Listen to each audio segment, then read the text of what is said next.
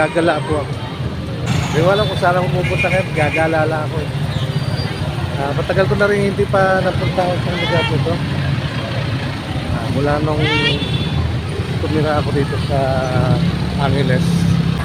Matagal na kong hindi na ako nakakapasyal dito sa lugar na ito. Matagal na panahon. So ngayon, ito na napuntahan ko na. Malaki na ang pinagbago ng lugar na ito. Hindi katulad dati. SM! Pero meron pa rin mga natirang mga lumang building.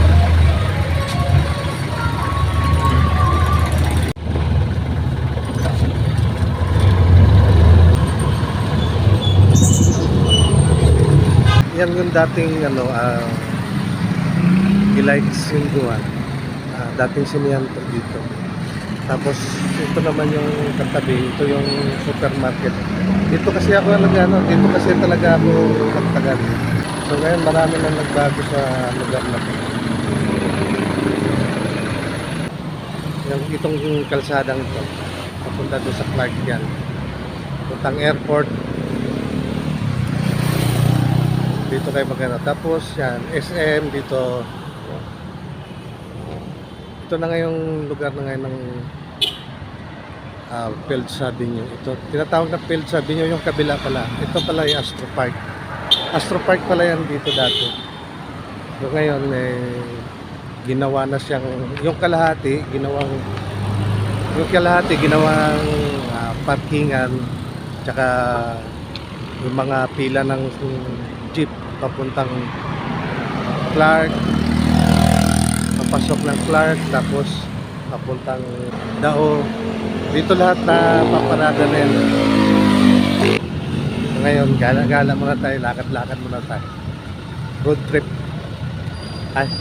Road trip pala, pero lakad ang gawin natin.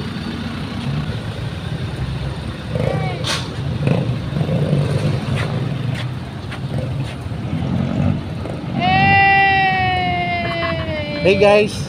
Hi guys! Welcome to my life! Welcome to my life! Tambay kayo, init no?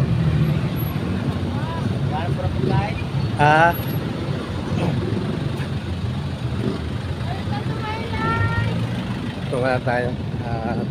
Umano yung mga batang hamog. Naghihintay daw sila ng pagkain. So, ikot-ikot lang ako dito dati. Saan nakakarating. Sa dito. Ayan, halos lahat dito. Puro bar. So ngayon, medyo yung iba tindahan na butik. Pero dati nakailira yung tabi-tabi yung mga bar dito dati. Itong mga kasagsagan pa yung nandito pa yung mga Amerikano. Ngayon, ganito na lang. Pasok na tayo ng SM. Alamig na muna tayo.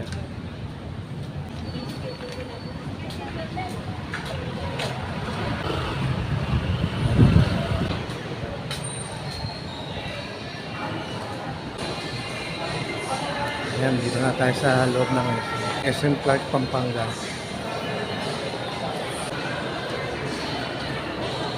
Yan, bibili. Wala naman tayong pera para mag-shopping. Window shopping lang muna tayo. Saka na lang tayo mag-shopping pag may pera. Pupunta ka ng SM para lang magpalamig. Kasi napakainit. Napakainit ang panahon. So,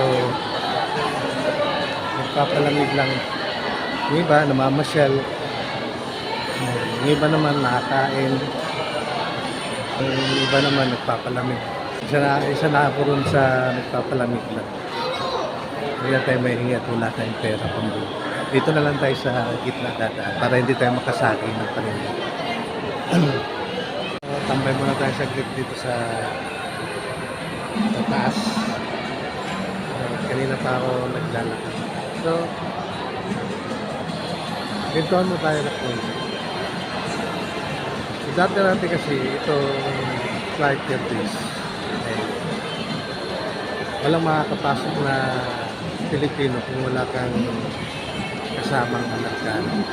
So, kailangan pag pumasok ka sa loob ng flight, kailangan na may kasama kang guide na Amerikano. So, napakagandang lugar na ito dito. Napakaganda sa nung panahon na nandito pa yung Clark Air Base. Ayun nga, marami ding pinalad, marami ding hindi pinalad, maraming iniwan, maraming pinanakan. So, ganyan ang kwento kasi ng buhay. Ganyan ang realidad kasi ng buhay ng tao.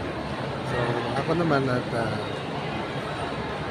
isa rin sa nakatira dito sa lugar na to. Wala rin naging maganda sa buhay ko. So, pasalamat na rin ako at hanggang ngayon buhay pa tayo. So, ganoon na nga ang kwento ng buhay. May papalarin, may ginamalas, may hindi pinalad, may pinalad, may umasenso, meron naman marami ang hindi umasenso. Ganyan lang ang buhay ng tao. At hindi natin kasi kung anong mangyayari sa hinaharap. Diyos lang ang nakakaalam mo. Tayo ay kung ano lang yung nakikita natin ngayon, yan lang din ang alam natin. Ganun lang ang buhay ng tao. So, taste lang. At matuto tayong makontento kung anong meron tayo. Huwag na tayong maghangat pa na hindi naman natin kaya. Ganun lang ang buhay natin. Nasa Diyos lang din ang sa Diyos lang din natin i-ano ang lahat. At siya lang nakakalam kung anong ibibigay niya sa atin.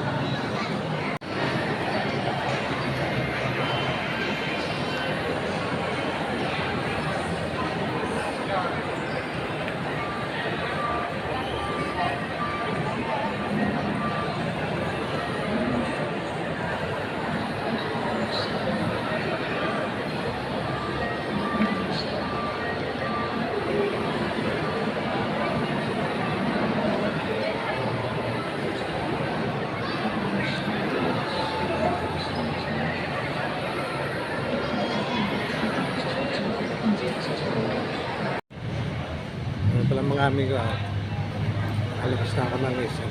Hanggang dito na lang yung video ko. Salamat po sa panonood niyo sa aking video at sa mga sumusuporta. Yung iba baka gusto niyo naman i-like yung video ko. Maraming salamat po sa inyo.